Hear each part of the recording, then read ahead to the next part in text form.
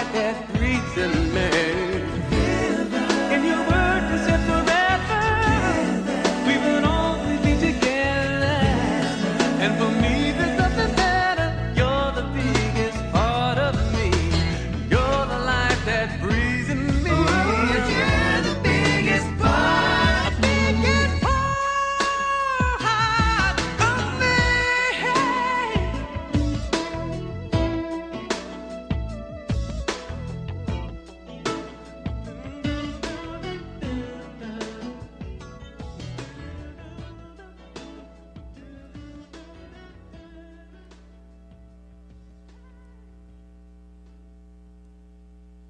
This is Sway. Sway. Sway. Sway. In the morning. In the morning. In the morning.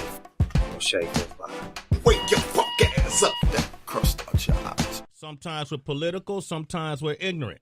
Yeah. And we're everything in between. Such is life. Today we're in between. Because we got a hybrid artist here. I like that. You like that? Work with it. He's more than just one thing. He's multidimensional. Now, people try to put titles on him. Even I used to say he's a Christian rapper. But he's a rapper who is a Christian. Okay. Ooh, damn. That's I don't good. even You're know if I going can there. hold this up, I feel like don't you even the know if I can hold pulpit. this up right now, you know. Write a book. Write a book. Now, a lot of times when you get into that non-secular sect of music, a lot of times when it comes to hip-hop, a lot of rappers don't rap well. So they could be, they're labeled corny. Yeah. And here comes Lecrae. Thank you. Marching through the ranks and raising the bar to a whole nother level. I call him a hybrid because you've been able to carefully master a blend of what you do as an artist with your message as well, where it doesn't turn away your average hoodlum, your average prostitute, your average scholar, doctor, and everything in between. Absolutely. All right? You got the new mixtape, Church Clothes 2. Yeah. Come on. All right? And he's here with us today to talk to the citizens of Sway in the Morning. Welcome, Lecrae, to the show, ladies and gentlemen. Thank you. Oh, my goodness. I can't do better than that for a person who came in here late. Give him a round of Yeah, applause. are you going Hollywood? Are you trying out for the preachers of Hollywood? Listen. If I was Hollywood, I wouldn't be running through the streets of New York. You ran? I ran for this, man. Okay. You know what I'm saying? Is that why you sweating right That's now? why I'm sweating. All right. Okay, you wasn't at no strip clubs. You Nah. Do you get to go to strip clubs? Do I get to go to strip clubs? I mean, no. I'm fine. I'm cool on the strip clubs, man. Clubs? I got a lovely one at home, man. Okay. You know what I'm saying? You got a woman at home. All right. Do you drink when you go out?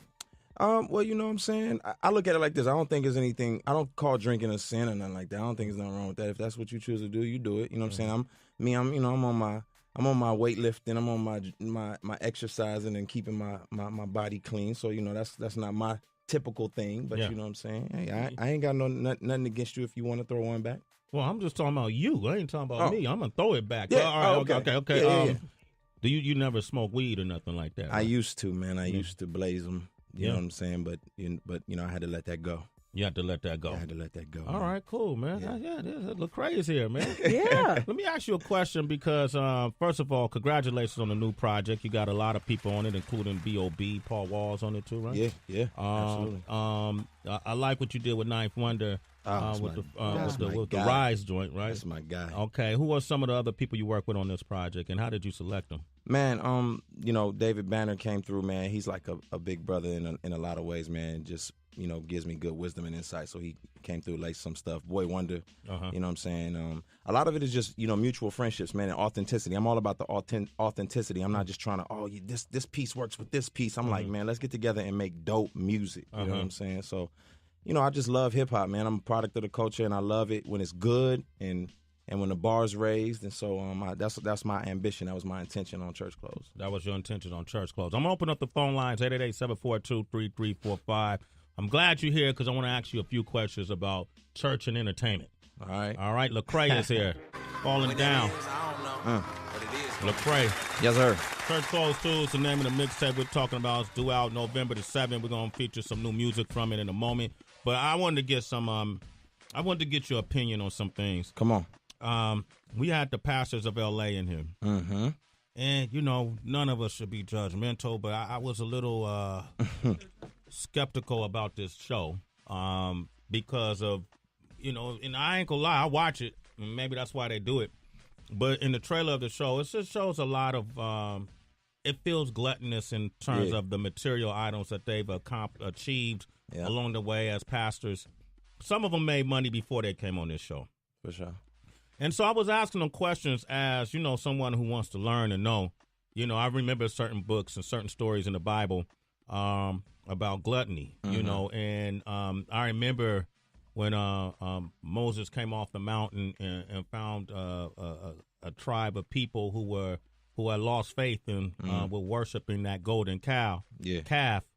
And it was said you should not worship any, inanimate objects, only God. I'm paraphrasing. Yeah, I know what you're saying. Yeah. And so I asked him about the celebration of having Bentleys on TV in front of people in your congregation who are struggling to pay their light bills. Yeah. Is that wrong or right? And would Jesus ride in a Bentley if he was here today? Here's what one of the pastors responded with. You asked, would Jesus drive a Bentley? Yeah. Well, Bentleys weren't manufactured back then, but Jesus rode into town on a jackass, and that's that was considered like a Bentley.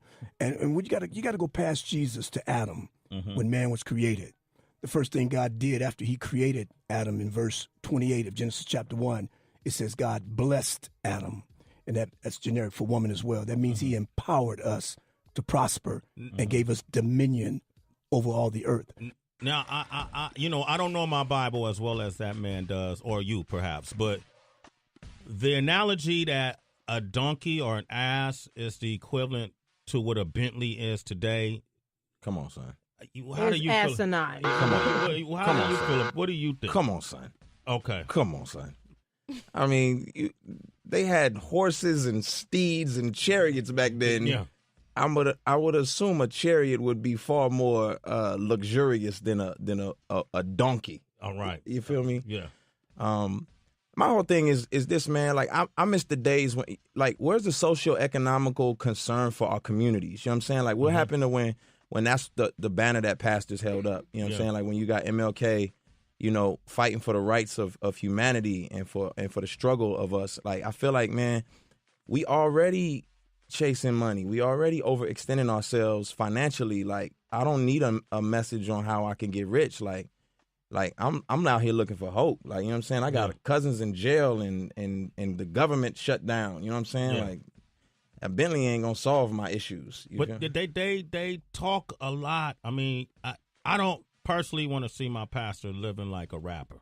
Right. No offense to rappers, right. But rappers often use the excuse that I'm just a rapper for the mistakes they may make or the deeds they may do. Right. Pastor doesn't have. I mean, I know we're all human, we're all men, but that's why you take held this to a higher standard. You held to a higher standard. So we were talking more about money.